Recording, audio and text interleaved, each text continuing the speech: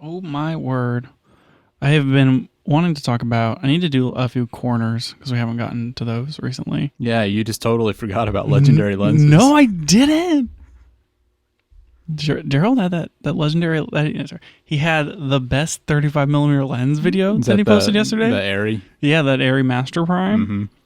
I feel like I could pick out an Airy Master Prime to become a legendary lens.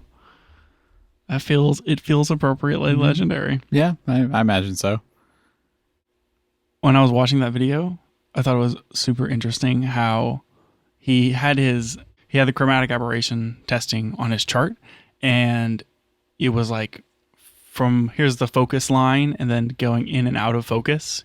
And the RF, or it's not the RF, it was a G Master. The G Master lens had a very almost sharp, but a very sharp like into focus and out of focus. Huh. Whereas the Master Prime was the most like gradual gradient all the way through. And so there were parts of the Master Prime where it was like, this transition is so much more pleasing. Interesting. Yeah. Well, that was cool. Yeah.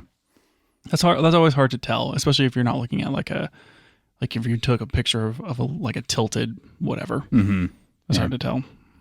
Do you feel like you could actually see with like through all the YouTube compression, could you actually see the improved image quality on that lens in his video? Yeah, I mean, like he highlighted the things and he zoomed in enough that you could tell for most of it. Yeah. There was some stuff where like the ghosting you can't really tell on YouTube, but it was like, yeah, it is probably 20% better than the G Master in a lot of different ways. Mm-hmm.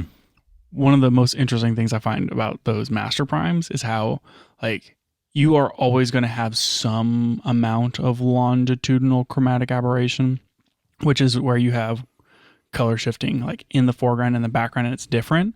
And so like your background might just be tinted green and your foreground might be like tinted magenta. And the way that Arri designs their primes is that they purposely make sure that the backgrounds are not tinting green, they're tinting blue. And the foregrounds are tinting not teal. It's like what's the opposite of teal and orange? Orange. There's a word. Found it. Like they're a warmer color, tinting kind of more towards So yellow. they're trying to make it orange. closer to what you would actually want in your scene. And so it's like you're not, you don't have these undesirable colors, and you have this like orange teal look from foreground to background just by the nature of the lens. So would you say that that's a cinematic lens? Obviously. Obviously. I don't know. I think that's like super, super cool. It's pretty clever. Yeah. That's probably what you're paying for with a lens like that. Yeah, with a $30,000 lens. Yeah. It's definitely what you're paying for. Yep. Okay. I feel ready. You feel ready? I feel like we kind of already started. Yeah, we kind of did, but I had the AC running, so we may lose most of that first part. No, we'll that's see. okay. So you've been shooting on film a little bit more lately, huh? I just don't know if I'm ready to talk about this, Daniel. I don't know. People are going to be like, ugh, another Fuji shooter. It isn't retro enough. Now they got to go shoot on like chemical celluloid. That's kind of how I'm feeling right now. I'm just, I'm trying to broaden my horizons, Daniel. I'm trying to like get out there and really, experience photography in a way that most casual, plebeian, fakey photographers don't. Well, I saw you experiencing photography this weekend, and it looked pretty challenging to me. Didn't really look that fun, if I'm being honest. So I shot through two rolls, which I've talked about previously, of one was Ektar 100 and one was some black and white Kodak film that I didn't realize was black and white. And so I got those developed and I was like, I'm never doing this again. And then I saw the pictures and I was like, maybe I'll give it another shot. And so I bought a roll of Ektar 100 and Porta 400 and Cine Still 800.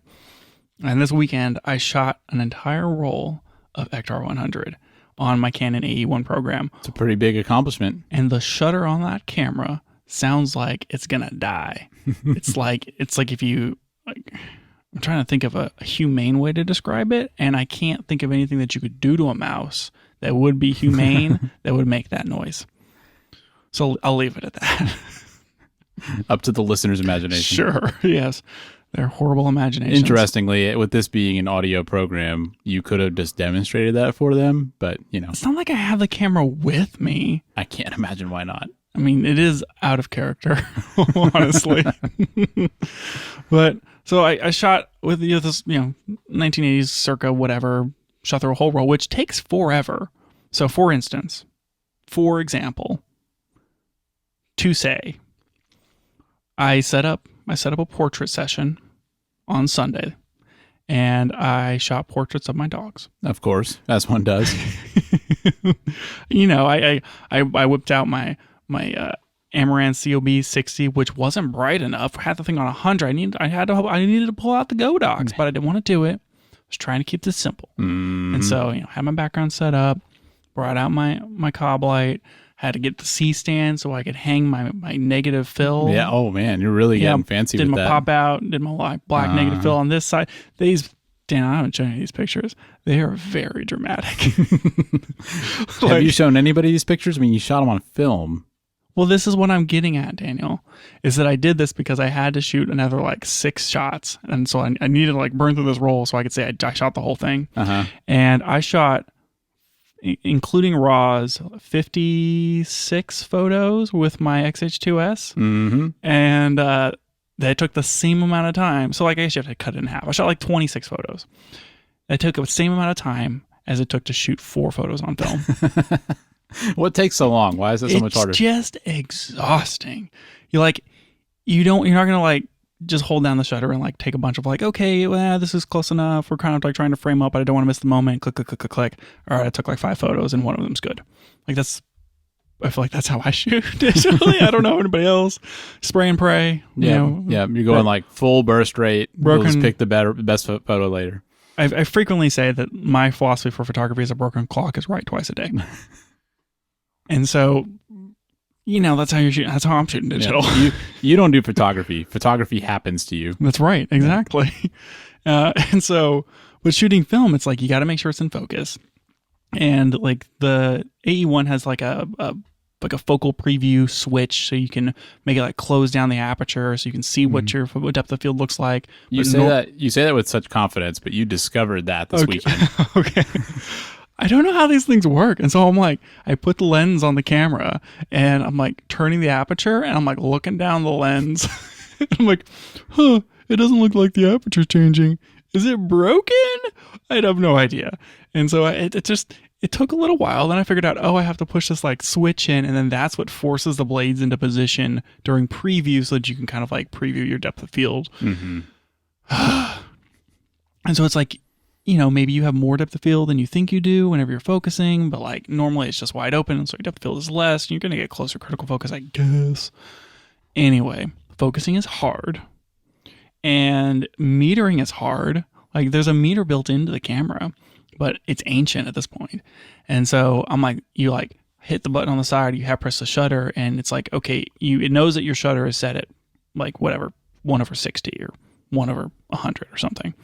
And then it suggests an f-stop to you. Oh, you should shoot this at 5.6 or whatever. And that f-stop, I downloaded a light meter app for my phone because I don't want to buy a light meter because I'm not that into this yet. And so my light meter is frequently 1 to 2 stops different than the camera. And you don't know which one to trust more, right? I have no idea. I'm I don't know which one of these is correct. I mean, honestly, 1 to 2 stops is not that far off. I mean, it's pretty good. Just it's film. So favor on the overexposed side and pray that it's close. Yep. And so that's what I did.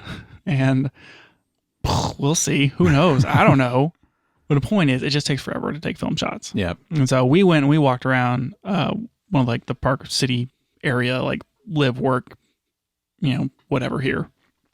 And I tried to shoot through a whole roll. I tried so hard. How you got pretty far, but you didn't get all the way through that roll. Yeah, I shot 24 exposures. Out of 36, I think. Right, exactly. And what I learned is that, modern cameras with their shutter speeds are just, it's cheating. I've always wondered, like a lot of like older photographers I'll talk to, they don't seem to care about f-stop at all. And they're like shooting things at f8 and 5.6 or whatever. And then I feel like a lot of the newer photographers that I talk to are like, they set it at their aperture wide open, like 1.4, 1.8 or whatever. Yep. And they're just shooting wide open all the time. They're like, why wouldn't you always shoot wide open? You get more light, more better. And what I realized was like when I'm shooting film and the shutter speed caps out at 1/1000, it doesn't matter that I'm shooting ISO 100 film. I'm like ISO 100, 1/1000, and then like f5.6 or like f8. Just to get a shot that's not horribly overexposed. Yeah, exactly. I'm like, that's shooting outside, obviously. But I was like, man, there's just like so much light. I can't shoot wide open. Like I just can't. The shutter is not fast enough. Whereas like modern digital cameras, you can shoot 1/80,000 or something if you're like electronic shutter. That's probably not really true. I mean, you can easily get like 1/4000 though. 1/8000 is really normal for mechanical shutters, and then some electronic shutter stuff will let you push it up to like 1/16 or 1/32,000. I think that's what the XH2S will do. The new Nikon ZF, even if you switch it into electronic shutter, I think it's only 8,000. That's probably not true. Point is, we're all spoiled with our fast shutter speeds. It's garbage. Yep. You're going to have to get an ND filter for that film camera. It feels like it. Well, actually, that sounds hard. There's a thing that you can like do a thing where like you do like multiple exposures. Like, like kind of like exposure bracketing, but different. And so I have this set of filters that I inherited that it's like orange, blue, and green or red or whatever. And the concept is like you screw them on and then you take a picture on film and then you like re-expose it again with like, don't like let anything move, and then shoot it again with like another filter or something. And then you can get like a interesting effect. Weird. I guess you would probably might be easier to do that digitally. Yeah. Like with Photoshop, I don't even know which how you don't pay for anymore. Well, not yet. I haven't cut that off yet. I don't know how you like back it up. Anyways, point is, it turns out the film is really hard and I'm excited to get my photos developed. And I don't know if there was any other takeaways except that I haven't quite figured out like metering and it's all just really slow. I don't know. I guess I kind of enjoyed the experience. A glowing review. Yep. I don't know. There's like, I feel like if you're trying to develop your eye for photography, shooting film kind of helps because you have to be like looking for the photo and like thinking about the photo and the framing as you're like looking at the world around you. And then you see the photo and then you go get your camera and like frame it and figure all that out. And then you take a picture because you're not going to like go and just shoot all the thing or be like, you can look at the camera the whole time. But it feels like it's so different from digital because like every shot costs you money. It's like, oh, every shot's 60 cents effectively or something. And so you want to, really think about what kind of photos am I trying to get today and how am I going to frame them and like what lens do I have? And I think it makes you be way more intentional about taking pictures and doing photography. And so I think it's like worth a go. If you've never shot film, like go shoot a roll of film. I don't think I'm going to always shoot rolls of film. It's terrible, but I think it's a good experience. Yeah. It was kind of funny that you and I kept taking pictures and you couldn't show me any of yours. So you just wait, inside. Daniel. It's coming. Yeah, we'll see. Maybe.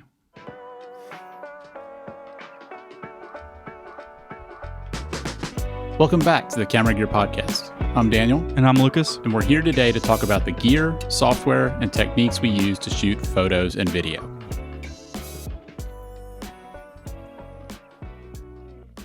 So on the other side of that, we also got to shoot some with the iPhone 15 Pro Max and got to see some of the video footage from that. Yes, we did. So I've been begging you, Daniel, I need you to give me some log footage because I got to play with it. And you just wouldn't do it. Yep. So I had to force you. Mm-hmm. You had to drag me out of the house. Mm-hmm. Yep. You were like, film me for the internet. I think I said it in a much higher pitch. Yeah, probably so. But that was the message I got from it. Anyways, so I played with the footage, which is great, right? You used the Blackmagic app. Yep. You didn't record to an external SSD. Right. And you had issues, which are probably just a bug with the app, on using the telephoto. Yeah, when I tried to use the 5x telephoto, it kept giving me an alert that it was dropping frames. Interesting. And in the footage, it was kind of jittery. Like it did look like it was dropping frames. And it seems like it's probably a bug. This is really hard to research online because if you try and search Blackmagic camera dropping frames, you do not get iPhone app results. Yeah, that seems like it'd be really hard. Yeah, so I think what you're supposed to do is leave a negative review and then put your comments in the App Store. Good idea. Good idea. But yeah, so I mostly use that. And the reason I use that is because I believe in the built-in camera app, if you're shooting ProRes, I think you have to shoot it externally. I could be wrong on that. Or if you're shooting log, you have to shoot ProRes. And if you're shooting ProRes, you have to shoot externally. Yeah, maybe that's what it was. Maybe. Yeah. I don't know. I don't have an iPhone 15. Yep. So yeah, I shot the footage. You looked at it and graded it. What are your thoughts? Okay, so I think it's super usable.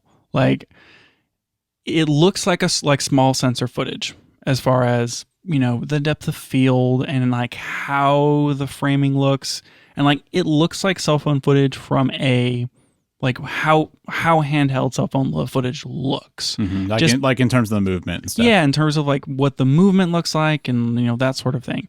If you had this thing on a gimbal or on a tripod, or, you know, like you were purposely like laying out the framing, I think you could frame this in a way that's, you know, here is a 28 millimeter lens on a, you know, APS-C camera. Here's an iPhone that's set to 28 millimeters, and like I think you could get very similar looking shots. And then the log profile was happy to see, you know, there's none of like the tonal mapping, none of like the HDR effect stuff. You just get, you know, here's good footage that is in a log profile. And so what I did is I pulled it into Resolve, and then I ran through a number of different color space transforms. And so I transformed it just straight out the box to like normal Rec 709 using the color space transform and the built-in Apple Gamma in DaVinci Resolve. And everything looked like really good. And so like I pushed around the white balance, I adjusted the exposure, I pulled up like the highlights, I did some S-curve modification stuff just to kind of like push the footage around, see how well it held up, see if there's any like blocking or if it drops any sort of issues. And this was all HEVC stuff. Now I did shoot a little bit in ProRes. Oh, you did? Yeah. I couldn't tell the difference. Okay, that's interesting. Yeah, so I mean, it was probably half and half of those clips were HEVC versus ProRes. So I pushed around and graded every clip, and it wasn't obvious to me from a performance perspective which ones were ProRes and which ones were not. And I don't remember if ProRes is like, here, this one's 422 and this one's 420 or anything. Yeah, I don't know about that either. And I was shooting ProRes LT, so, you know, who knows? Maybe like full-on ProRes would have been different, but I don't know. Yeah. Well, it's good to hear that the HEVC looked good, though. Yeah, so like it all held up perfectly fine. I was very happy with all that. White balance adjusted just as you'd expect it to. Great. And then I did some stuff where I did like a color space transform into Cineon, and then I applied one of the film looks out of Resolve into like one of the Kodak looks. That looked really good, and it transformed exactly like I would expect it to. I don't know why it wouldn't. And then I did one where I transformed it into F-Log, and then I applied an Eternal LUT and got like that Eternal look. That worked out exactly like you would expect it to, and, you know, I was able to kind of get a Fuji looking kind of footage with like the flatter blacks and that sort of thing. And so I was happy with the dynamic range. I was happy with how flexible the footage was, and like it was nothing weird. I've graded like iPhone footage straight out of the, you know, I just shot video on my iPhone, here you go, it's an HLG or whatever, right? And that's always a pain of like getting the saturations just right. I hate the yellows that come out of iPhones. I don't like the way they look. I think like the yellows and oranges are just never exactly right. You shot some footage of a yellow flower, and that looked very pleasing. I was able to get it exactly how I wanted. So I would say shooting log on the iPhone 15 makes the iPhone 15 footage as usable as any other camera footage that we're shooting with. And if you don't need like a different look, if you don't need like load up the field or like certain telephoto, and you can deal with the noise and the smaller sensor and the form factor, it seems like slotting in an iPhone 15 is totally doable. I mean, it still feels like the biggest downside would be you can't shoot a wide shot with it and then crop in. So like that's something that we do sometimes in interviews with the 6K footage on the XH2S. We'll shoot a wide shot and then we punch in a little bit. And I feel like with what I've seen of phone footage generally, that's not going to work as well. Yeah, it doesn't have quite as good of detail Mm-hmm. as a larger sensor. Yeah. But it does look good. Yeah, yeah. I really hope they fix that issue with the telephoto and the Blackmagic app, because I think that would have solved some of the problems just in terms of like the phone look. Mm-hmm. And I really couldn't shoot on it because of that issue. So I feel like I either need to get an SSD and use the built-in app, or, you know, hopefully it'll fix that bug. Yeah, curious to see how that works out, and would be also curious to see some of that telephoto footage. You did have one shot that was like really brief of like we were moving and you shot like a flag and it had like a parallax effect because you're shooting on telephoto, and that was really cool. Yeah, I mean, that's kind of what I was hoping to play with. So, you know, maybe next time I'll bring an SSD or something, try that. Yeah, for sure. And then just like a little more on the iPhone video stuff, Gerald Undone put out a video with, I guess it was Patrick Tomaso, and they were looking at dynamics range testing on the iPhone. Yeah, he shot it at his little bar chart thing, and they were doing a bunch of tests and stuff. Yeah, and I thought this was like super interesting. And so I was messing around when the Blackmagic app came out. And so I have a 12 Pro Max, and I was messing around with shooting video on that. And I noticed that like if I was shooting in a bright dynamic range situation where it's like here's inside of a car and here's outside of a car, that if I set it to like ISO 64, if all the highlights would be blown out. And then I guess I was the other way around, but as you raise the ISO, because of the way that this is like non-log, this is an older iPhone, and so the way that it handles like the tone mapping and all this sort of thing, it's like you have to get up to a higher ISO in order for it to have enough dynamic range. And it's almost like if you have this weird, like a dark scene and a bright scene, just cranking your ISO all the way down is actually worse than shooting at a higher ISO, because you're actually going to get more dynamic range at a higher ISO, which like obviously, and most cameras are like that. You look at any log profile, it's like ISO 800, 1250, you know, has some sort of base ISO in order to give it a latitude on top and bottom. But it feels counterintuitive that it's like, well, it's super bright outside, so let me crank my ISO up. Yes, it is counterintuitive. And so Gerald Undone did a DR test with his whatever Luma something machine, and yeah, super interesting. What did we find out?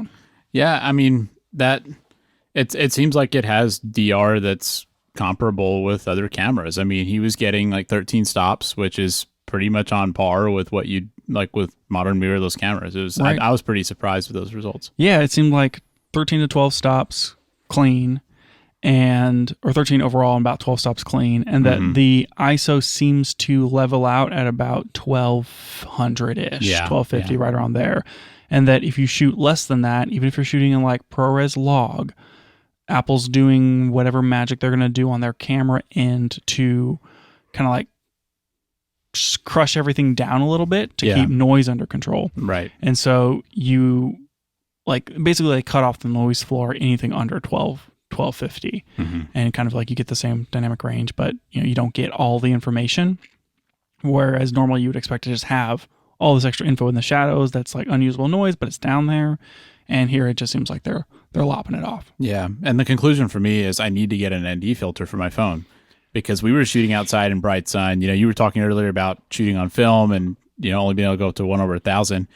There was no way I could stay at that ISO. You know, I was shooting at the lowest ISO, which was ISO 55. And even with that, I was having to crank my shutter up to 1/1000 for video, you know, for shooting 60 frame per second video just to keep it exposed properly, which isn't a good feeling. You know, it's like I wanted the motion blur. I wanted it to look good. And I mean, there's just no way. And so I feel like I need like a heavy ND filter so that I can get my ISO a little bit higher to get that dynamic range, as well as to shoot at, you know, like a 180 degree shutter.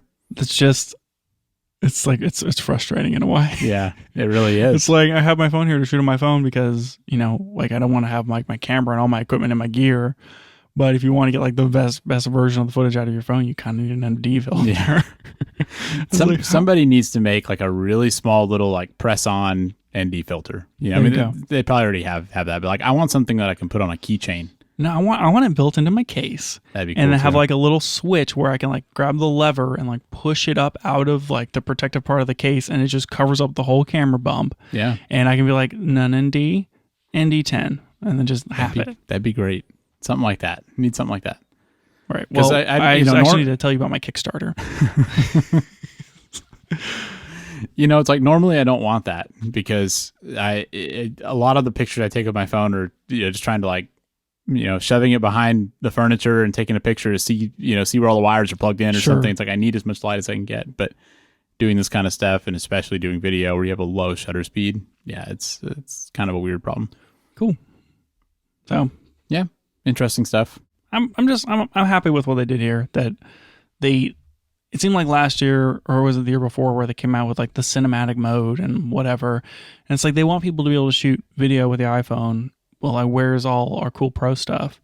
And it's like this year they brought actual usable pro features that made this as a viable option. For a lot of people. Like it's not just bluster, it's not just marketing speak. Like these things are actually do make a difference. Yeah.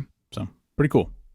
Okay, we have one more phone to talk about. Yeah, after this, we can't talk about phones for like, I don't know, another year. Honestly, I'm done. Like, this isn't a phone podcast. Yeah, that's right. This is a camera gear podcast.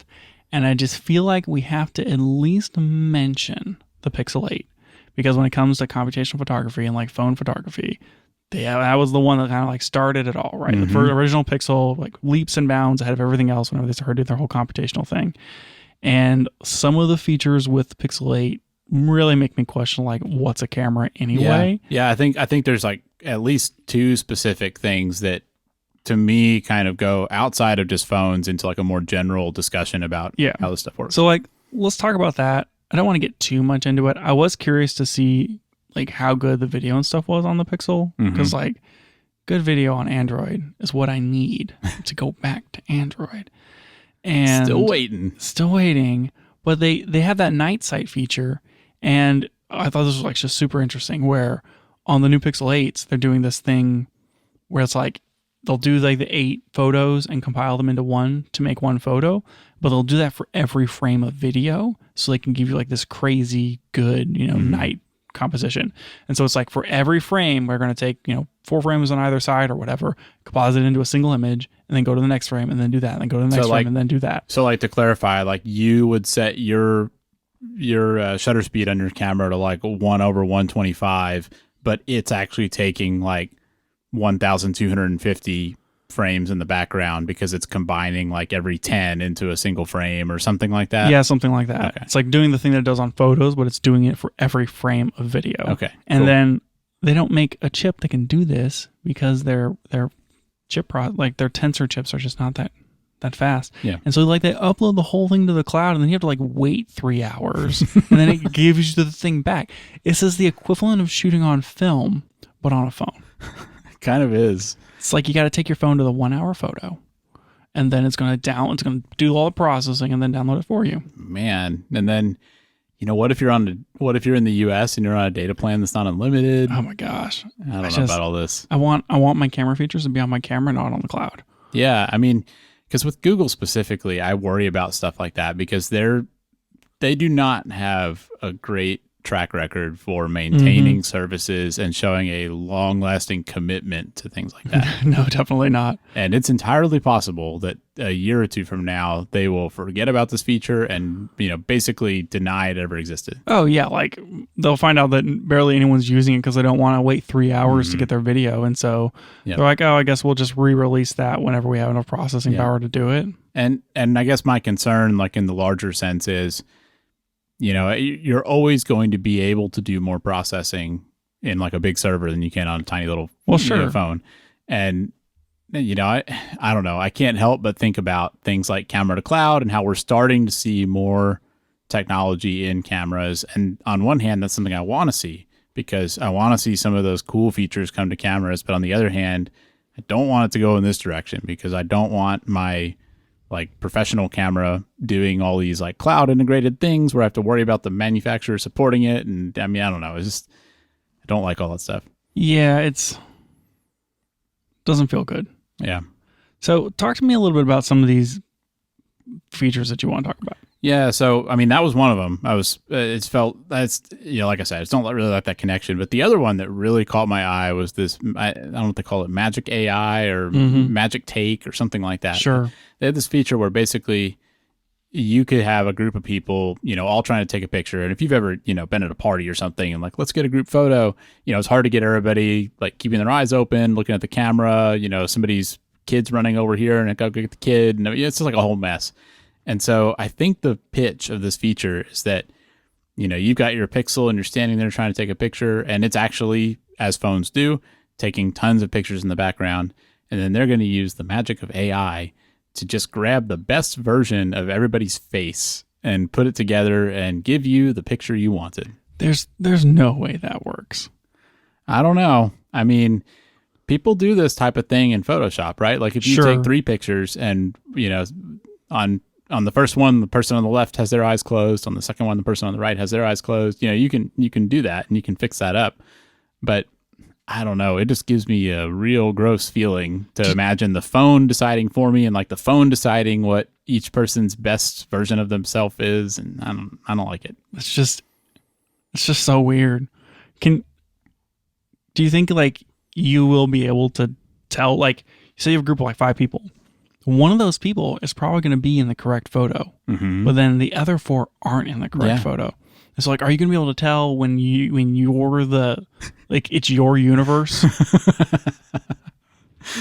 I don't know. That's creepy too. I saw one where it's like, I think it was the Verge's video where there was someone in the foreground and then someone in the background, and the person in the foreground was like changing their expression while the person in the background wasn't moving. And that was trippy. Yeah.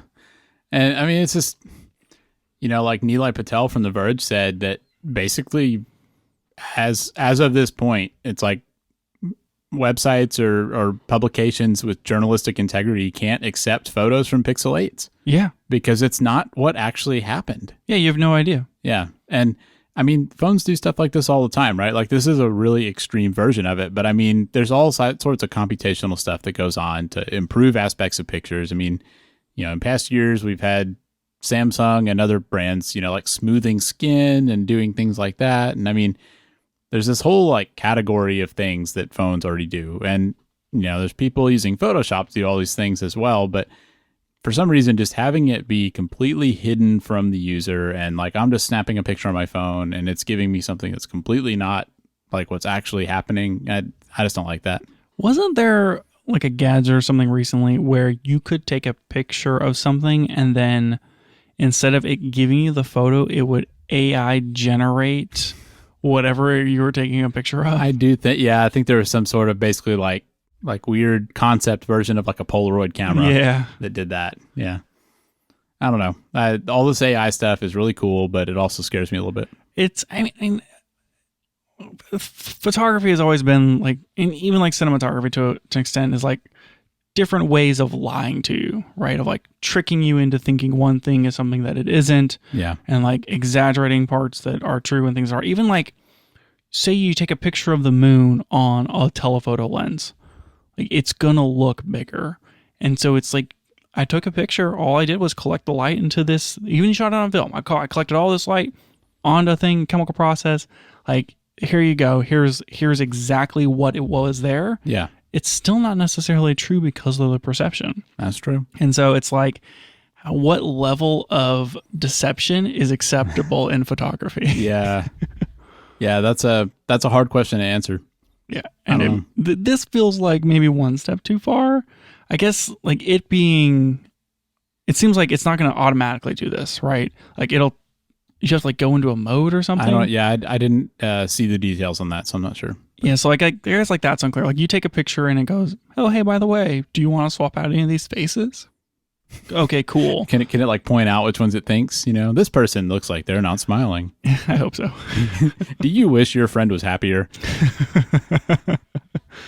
So like it not doing it maybe by default is probably good. I think that's where we start getting into trouble, is where this feature goes one step further, and when you press the shutter button and you don't see the original. Yeah. You only see the improved version. Or like how long is it going to be before your Google photo library is suddenly like helpfully suggesting better versions of your pictures to you? Sure. I mean, it's already doing that. Yeah. Like, not to this extent maybe, but... Well, I mean, like, for instance, the whole, oh, cool, my phone I can do portrait mode after the fact. Yeah. You can, like, just do that in Google Photos. Mm-hmm. Like, you don't even have to have LiDAR information. You can just, like, add depth of field to your photos in Google Photos, because they're like, we figured it out. We've done all the number crunching, and here you go. Yeah. And so I'm sure that like this feature that's on Pixel, it's like if you take, I bet 2 years down the line, if you take a burst shot of like 5 photos right next to each other, doesn't matter what camera, you can probably go into Google Photos and be like, swap it, here you go. Yeah. Which is like just an easier version of Photoshop. Yep. I don't know, Daniel. It's all AI stuff. It's like Apple over here is here's a log, and then Google's like, here's what the machines can do for you.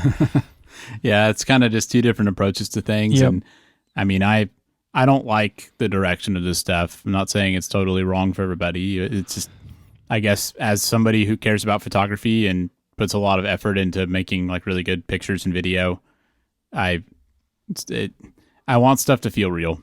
Yeah, for sure. It's like the fight to make it look more and more natural rather than not.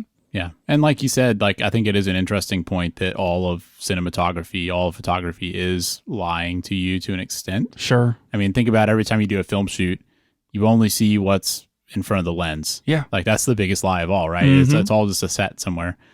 And so, I mean, there's some inherent deception in everything, but how far is too far? I don't know.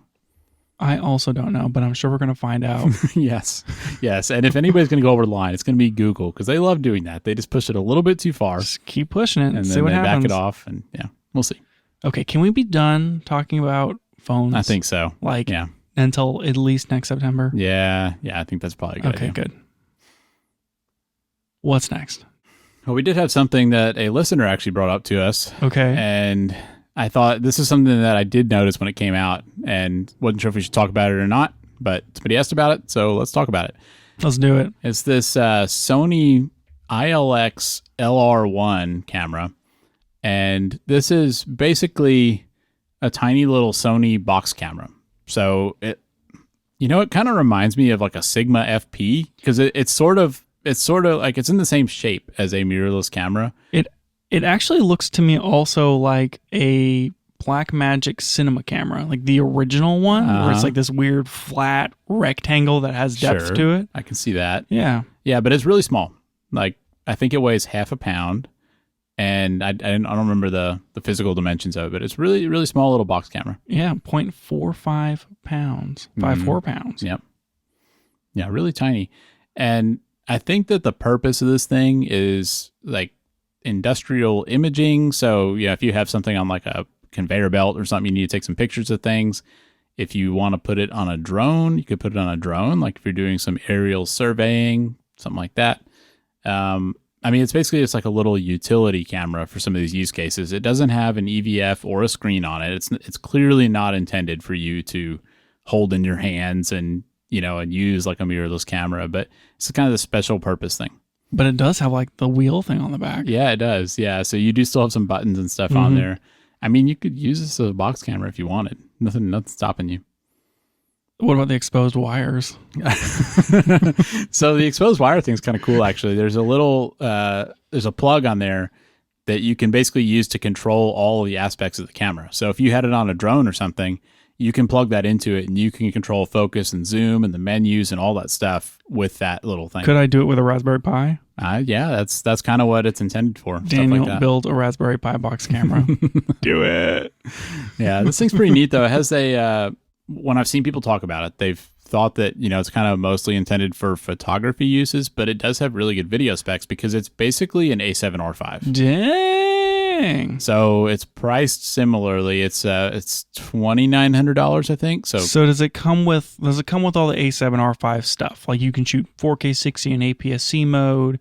You got whatever, is it 56 megapixels? 46 megapixels it's stills. 61 megapixels. Jeez, can't even do it. 61 megapixel stills. Okay. It can do most of that stuff. I believe the burst rate is limited to like 3 frames per second or something crazy low. Do you have log profiles? I know you have S-Log3. Okay. I don't know what else it has, but the video specs seem good. I mean, you can do 4K 60 and all that.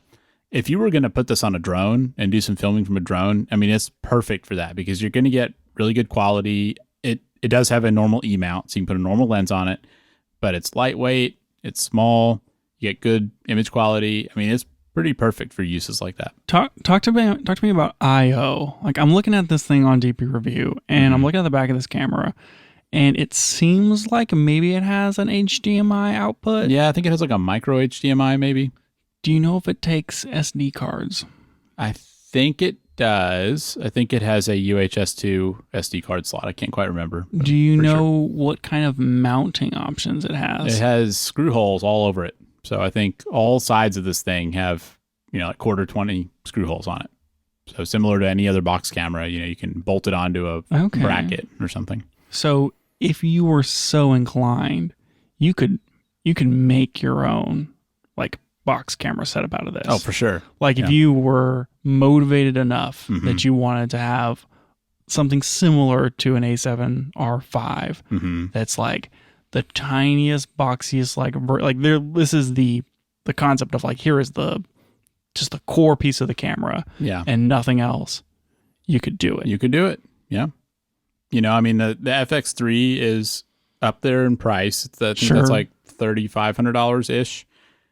But that has a screen on the back. It's not a box camera format. So yeah, this is maybe a little bit closer to that. This has like an S&Q switch on it. That's cool. So I assume this is E-mount. It is. Full frame, obviously. Okay. Pretty neat little deal. It's also, the other use case I've talked about is live streaming. So, Blackmagic had their event recently, and I maybe briefly mentioned one of their similar products. They have a little tiny micro four thirds box camera. It's about $1,000.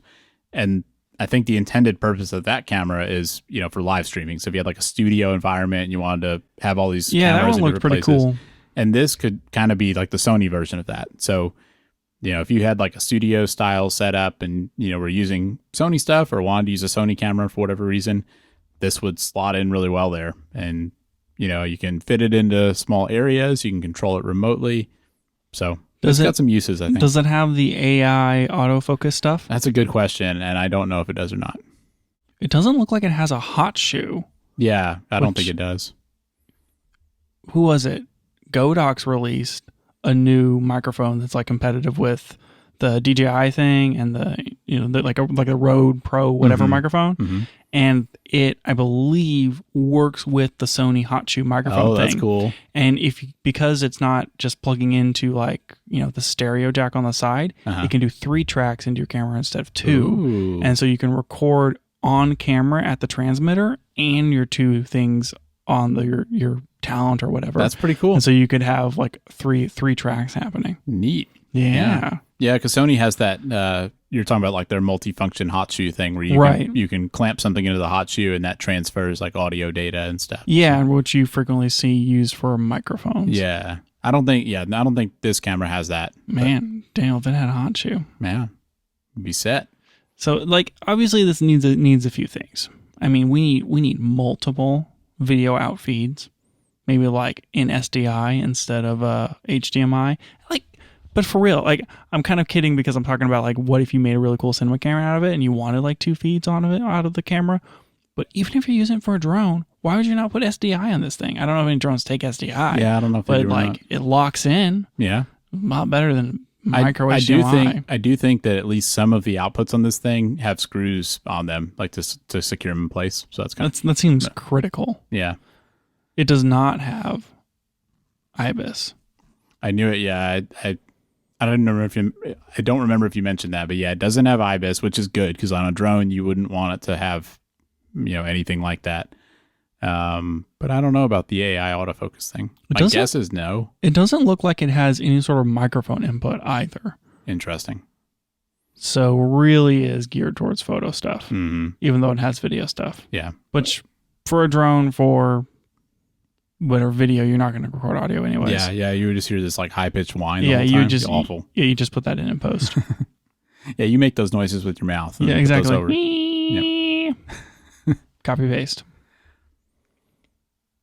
I want to keep imagining things that you could use this for that are not like a stage camera or a security camera or a drone camera, but like with some of the limitations of input and output, I'm running out of options. Those are the most obvious things for sure. I guess you could make it like a security camera, like a $2,500 security camera.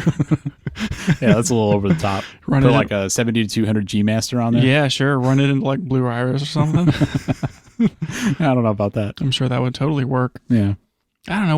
What else are you going to use this thing for? I mean, this feels like it's not for most people. I mean, if this is what you need, then you're going to see it and know that it's exactly what you need. But most people like if what you want is a box camera, if you're trying to like build a shoulder rig or something, this is probably not it. I mean, every single one of the options on this page, options, like all the promo photos are of it on a drone. Yeah.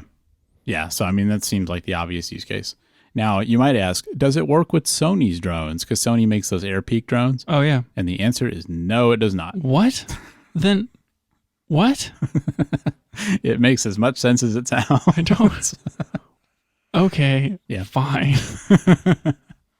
You could use it as like a wildlife camera. There you go. Like a game cam? Yeah. Perfect. Or, just strap that thing to a tree and then leave for a week. I'm sure it'll be there when you get back. Like maybe you need to put it up in a remote location so you can get pictures of like tigers or something. Like you want to get like a mother Bengal laying her eggs. And so you like put it up in a tree and like you get the pictures. I think I might support you doing that just so that you can learn a little bit more about the animal kingdom and how biology works. It's got a couple of things wrong there, but I don't know. No, we got nothing wrong. You don't know how cats work. I think we need to move on. Oh, okay. we were talking about drones. Do you know enough about this DJI Mini 4 Pro to talk about it? I don't know. I feel like kind of, but this is one of those examples of like DJI has gotten onto their whole rigmarole of like releasing a camera version every year for all of their drone lines, which has become so many drone lines. It's kind of a problem, honestly. Like the last time we talked about this, like they just came out with the Mavic 3 regular or something, and like we talked at length about how many freaking drones do they have, and like how do you know if you're supposed to buy the Mini or the Mini Pro or whatever. And we just can't keep up. They're all incremental changes. And it's like, what's actually better? And like, here's a perfect example. The Mini 4 Pro came out. I knew it came out. And I was like, do I care? Yeah. And is it different? And then I never dug into it. I mean, it's a Mini 3 Pro, which I already felt like was a good drone with a few upgrades. Probably the most meaningful upgrade is that it has side obstacle avoidance sensors. So if you're trying to do one of those things where you're running or biking or whatever, and you just want the drone to follow you autonomously, that's great because the drone can kind of be flying next to you, getting a cool sideways shot, and, it won't run into trees, things like that. So, I mean, they're always making improvements to these things. It's great to see. It's got, better image quality than the previous ones. It can shoot vertical video. I mean, it has all that stuff. That's great. It's probably the same sensor. Yeah. I don't know. I think it probably is. They did improve the image transmission range. Okay. So I think they've upgraded all that stuff. Now it can go like 20 kilometers, which is great for like the legal limitation on not being able to fly outside line of sight. Yeah. These don't matter because it's 249 grams. So you just do whatever you want. Yeah. Yeah. Government can't track you. Exactly. Don't at me, bro. No. The Mini 3 Pro didn't have the side sensors. That was kind of like one of the big things that you were missing. Yeah, that's what I'm saying. And it's like they really closed the gap between this and the normal. So it's like, why would you not just get the Mini? I think this 4 is Pro? probably the best drone for most people. Yeah, it makes sense, right? I feel like anyone who's not like getting into their whole FAA certification and all that stuff, or wherever you live, it's like just this one is for recreation and for like light projects. Like it's 249 grams. Yep, there you go. I agree. I mean, if you're wanting to film stuff, for like a big project, or if you're going to make a business out of this, then that's maybe where you should look at the bigger stuff. But otherwise, I mean, this just seems like the new default choice. But there's not that much in it that really excited me over the previous ones. And I don't want to get all into that conversation again, but this is not a revolution in drone technology. It's just a small evolution in the product line. So it looks like just the drone and the controller are $759, and then you're at basically $1,100 for the Fly More combo, and then they have an $1,150 for the Fly More combo plus. And I think that's the one where you get like bigger batteries. They have like these intelligent flight or extended flight batteries or whatever that give you like an extra 15 minutes but put you over the weight limit. Yeah, so I think that's right. And I do think at least those more expensive ones come with the controller as the built-in screen, so that's a plus. Yes, yeah, you can get the 759 one is the normal RC controller, and then the DJI RC2 is 959. That's one with the screen. Yeah. So that's what I would recommend if somebody was going to get this. I think yeah, it's worth it. this really feels like it's supplanted what was the Air 2 line. A few years ago. They've pushed the Air 2 line up and out, like it's such a weird in the middle. Yeah, because they do have an Air 3. Yes, and it seems better than the Air 2, but now it's like $1,500 or something. And it's a weird price point. Well, like you said, most people, best drone for most people, it's $1,000 or right around $1,000. So, and that's probably the price point that DJI wants to sell most of their drones. You don't need the license. It's like, obviously the Mini and the Mini Pro are the ones that they want people to buy unless you're really, really into it. I guess this is pretty good. Yeah. I feel like that's all we have to say. I think that's about it. It's drones. Yeah. Yay. Yeah. Like they're the coolest thing. It's fine. I flew mine the other day and it was fun. And it kind of, made me think, I should fly this more often. This is kind of cool. But I mean, the truth is, I think that it's just gotten less exciting over time. It's not a novel thing anymore. Right. It's funny how much the novelty kind of carried drones along. I do still feel like it's critical, even for a lot of the stuff that we shoot, there have been things where it's like, if I pepper in one drone shot or two drone shots into this, it brings the production value up 100%. Agreed. And so you kind of have to have it, but it also just feels like a commodity. And it can't carry the project. Whereas maybe a few years ago, it could really carry a project. Right. It can't do that now. Yeah, I totally agree with that. I kind of feel like I feel about phones, where I feel like I used to really, really care about every feature of my phone and what was coming out year after year after year. Now it's they're not really getting that much better every year. And it's you kind of have to have a phone, but it's you're going to be using the same basic apps, and as long as it can do the thing. Maybe there's a few things that are really critical for you, but it's it's not that exciting, and just the drone feels like the same thing of, I feel like we have to have it, but it's not really pushing the limits or doing things that are as exciting as regular cameras to me. I agree. Anyway, whatever. We did it. We put in 5 minutes on the DJI Mini Pro 4. Check it off the list. All right. Let's do one more thing today. This is this podcast, so let's talk about some cinema lenses. This is the Cinema Lens podcast. Yeah. This is often our closer topic, I feel like. It does feel like that. And this isn't even the one that you sent me a link that was like, hey, look at this thing that Caleb Pike did, which is DPR video shooter. And oh gosh, what were those? Those were nice eye lenses, and it was these are some really cool, really cheap cinema lenses that are probably the best bang for the buck. Not even what we're talking about here, Daniel. Yeah, I don't even know if you watched that video. I did watch the video. I'm proud of you. And I said, these things seem pretty cool. Hot take. Pretty cool. Yep. Well, let's talk about these other lenses. I still want. I want nanomorphs. I know you do. They came out with more nanomorphs, Daniel. They did. And we're not even talking about those today. I'm putting a pause. No, we're talking about this. I'm putting a pause on these sniper things. We're talking about nanomorphs, okay? There was a Make Art Now video. Yeah. And he was talking about the new nanomorphs. And they came out with a 65 and a 85 millimeter nanomorph, I think. And one of them might be a round number, 80, but somewhere in that range. So they're longer. They have bigger image circles. These are all APS-C, but these are big enough that you can probably put them on full frame and no one's going to say anything. The vignetting is not great, but cool. And then they released an anamorphic adapter for their anamorphic lenses. Yeah, they did. Because it basically turns them into a 2X, right? Yeah, it does. And 1.5X, I'm relatively happy with that. If you're shooting on 16:9, that's what, 1.8. If you're shooting at 1.5, you're it's 2.8 something, 2.6 something to 1. You're close. You're close to Cinescope, which is 2.35, 2.4, or 2.39 to 1. And so 1.5 on a 16:9, it's not quite as much stretch as you want, but it's pretty close to where you want to be.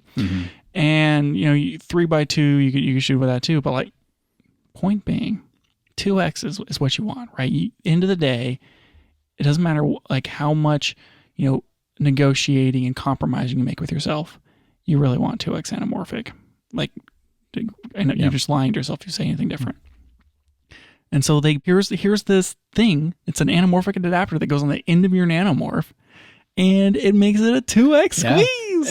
And it's only like $700. I mean, it's not that's apparently very cheap for what this is. It's basically the price of another nanomorph. And I think it works on most of them. Like wasn't there some that it didn't work on, like the really wide ones? Yeah, maybe? I think it doesn't work on the really wide ones. Yeah. I've shied away from these sort of like weird anamorphic adapter things because it does require you to get that thing perfectly level. Well, and he was saying that in his video, and he was hoping that in the production version they would give you something to help you line it up. Right. He was saying that's a problem. So Moment has their anamorphic thing that you slap on the end of your lens, and I think that one's 1.3. And which is barely even anamorphic. But that one's like you take a normal non-anamorphic right, a normal lens. spherical lens, and that one they have this like it's not proprietary, but they're like, we invented this way to make it really easy to get it perfectly horizontal every time. So that's cool. It doesn't seem like this has that. So like that's the big thing. Like there's no way you're fixing it in post. If you're squeezing one way and then your other squeeze is off like 1 degree. Yeah, you're really gonna have to get that right. Might as well throw all that footage in the trash. There's no way. And then the other thing was like you have to deal with focus, which is a huge problem. These are manual lenses, so maybe like less of a problem, but you're gonna have to set like one of them to infinity, and like maybe you're gonna have like close focus or infinity focus problems because you're dealing with.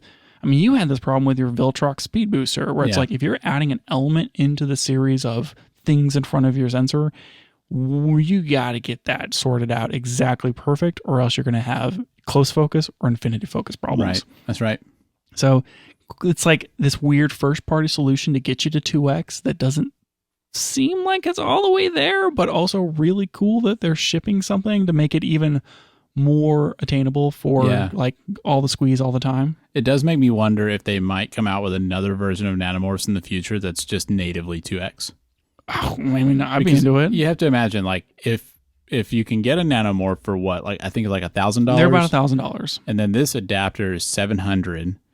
Then if they're not having to case two things separately and all that stuff, I mean, I don't know. It feels to me like maybe $1,500 you could get a 2x version of one of these nanomorphs. I'm into it. I don't know. I do like the nanomorph ships on what? It's like you can do it for E, XF, Z probably. I feel like it's on most of the things though, isn't it? Yeah, I don't know if it's on L. Yeah, well, because they're APS-C, right? They are, but so like these S5 Mark II has that anamorphic mode where you can shoot in 4x3. True. So you can get really close to actual cinescope. So I don't know if these ship on L mount or not. I'm looking it up. And this is something where you can change the mount later. So that's another cool aspect of it. Oh yeah, I forgot about that. Yeah. So they have RF, E, Micro Four Thirds, L, Z, DL, and X. Okay. So L mount. Yeah, that's cool. Yeah. Basically slap these things on anything you want. Yep. You ever gonna buy one of those? Yes, like it's gonna happen, Daniel, because I'm working on my script. We're gonna shoot a little short, and then in leading up to the short, I'm gonna buy like 2 or 3 nanomorphs. Yeah. The problem is you can't just get one. No, I can't. I'm gonna get them in silver because I feel like that's the right choice for the flare option on these things. Because I don't want to really like lean into blue or amber, though I would prefer amber. But I think the neutral option is the best option because that way I can kind of make it favor the light itself. Yeah. Now, does the 2X adapter also come in those different flavors? I think it does. I think you can mix and match too, which is really fun. Yeah. So I love it. I'm into all of it. If I was shooting it on my XH2S, I wouldn't deal with the 2X extra thing just because it's like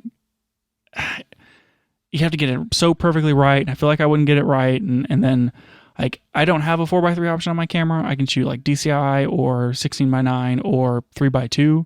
And so 2X gets me like even at 3x2, I'm looking at 3:1. It's just so wide. And then I'm having to like crop off the sides to like get it into the aspect ratio that I want. And like you get the look that you want, but maybe it's too much. And so I also feel like, a lot of what you might want to do is multi-camera shoots. And then like, what are you going to have to do? Buy 2 of these things. And so that combined with the difficulty of lining it up and stuff, it's like I think that adapter's cool, but I also don't think I would get one. And that's why I was curious if you think they would eventually come out with a like built-in 2X thing.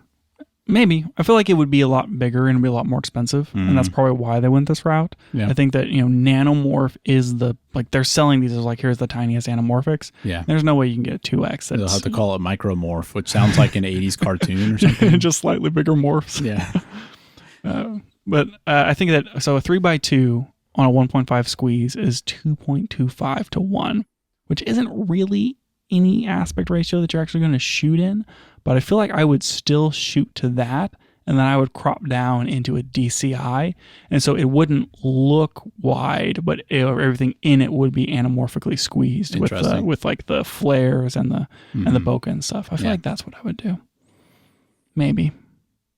Anyways, point is, I need some of these, and I think I want the 35 millimeter and the 50 millimeter. Yeah.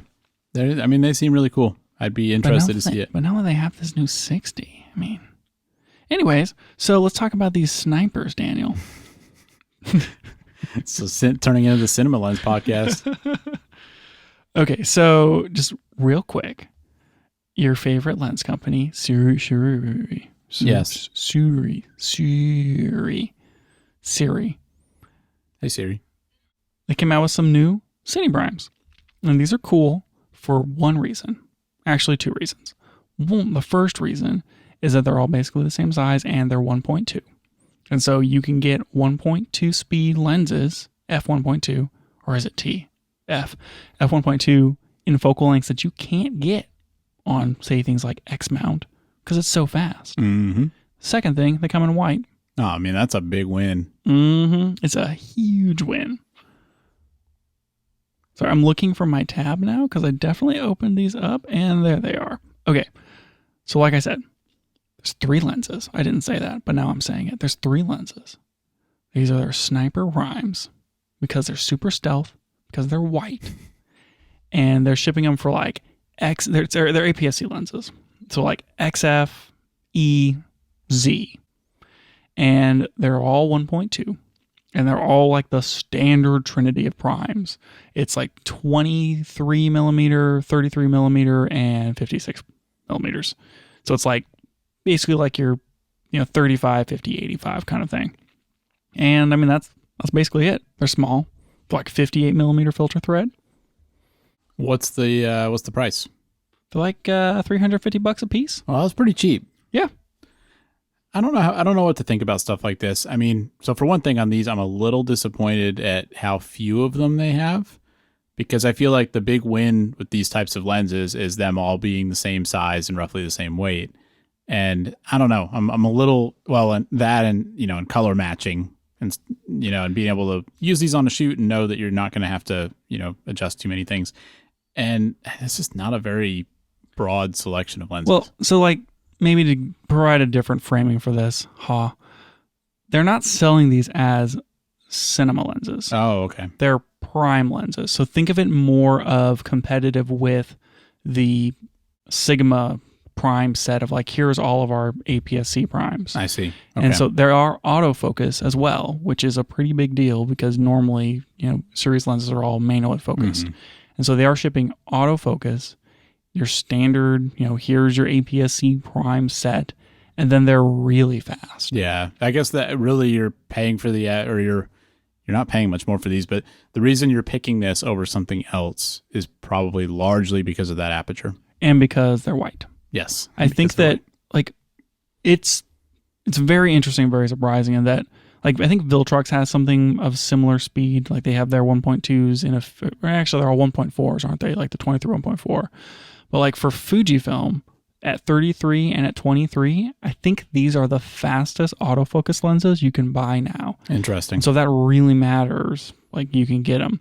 I haven't watched any videos on like how these things perform, but if I'm looking at a $350 like 1.2 lens, I'm going to expect that it's not going to be sharp until I get to 2.8. Yeah. And there's going to be some really serious chromatic aberrations. That's kind of the issue I've had with some of this stuff. Like, for some reason I thought these were cinema lenses, but I think I was thinking of the Sirui Nightwalker lenses. Which those seem pretty cool. Yeah, those seem cool. And I mean, there's those, and we've talked about Viltrox making stuff.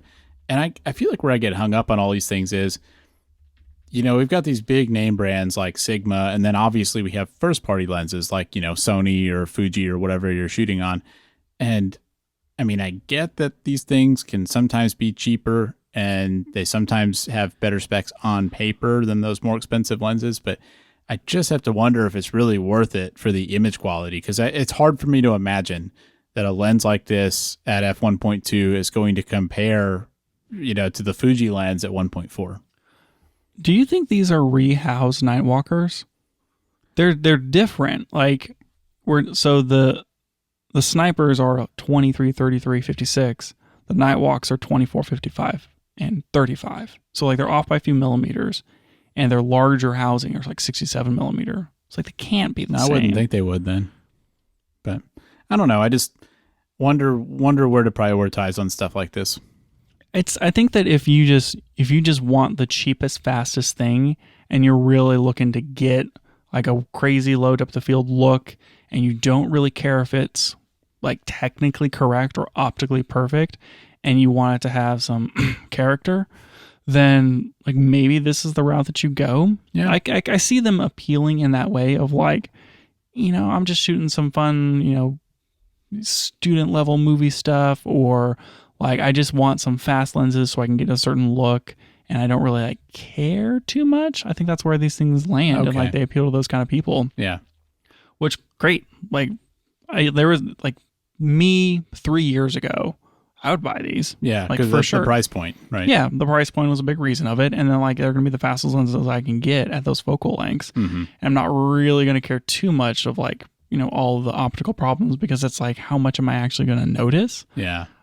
I do think I need to go through and like see some reviews on these, Mm-hmm. because I would be really concerned, because like I think I have more respect for Sirui with like the stuff that they're coming out with, because some of those like China brand lenses will be like, this is a 1.95 whatever, and like you look at the images out of it, and like there is so much longitudinal chromatic aberration that the image is basically unusable until you get to like 1.8 or 2.8 or something. Yeah. And I would very much doubt that Sirui would come out with something like that. Agreed. But I bet that these are going to be optically inferior to the Sigma lenses that are $100 more. Yeah. I think that's kind of where I land on it is, maybe cool, but especially if I'm not really getting the appeal of like having a full set of cinema lenses. Right. Then like, I think I'd rather just have like a single Sigma lens that's going to be higher quality. Yeah, I mean, the difference between 1.2 and 1.4 is not insignificant. I mean, it's like a third stop. That's true.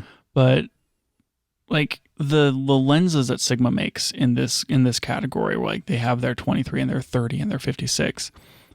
In a lot of cases, those are cleaner, sharper, better lenses than the Sony and Fuji counterparts to them at basically the same price. I mean, they're $300 to $500, and I mean it's a competitive landscape here. Yeah, I agree. So obviously, like these come in white, and that's the biggest selling point. Yeah, absolutely. I still want to paint my camera cage white. Yeah, I mean, I think you should. It looks so cool. Plastidip that thing. Yeah, man. Can't plastidip a lens. Don't try that at home, kids. Don't tempt me with a good time. You'll only focus at once. Better get it right. That's it for the show today. Thanks for joining us, and if you liked it, tell a friend so they can check it out too. You can find out more about the show at www.cameragearpodcast.com, and you can find us on Twitter at CameraGearPod. We'll be back with more next week.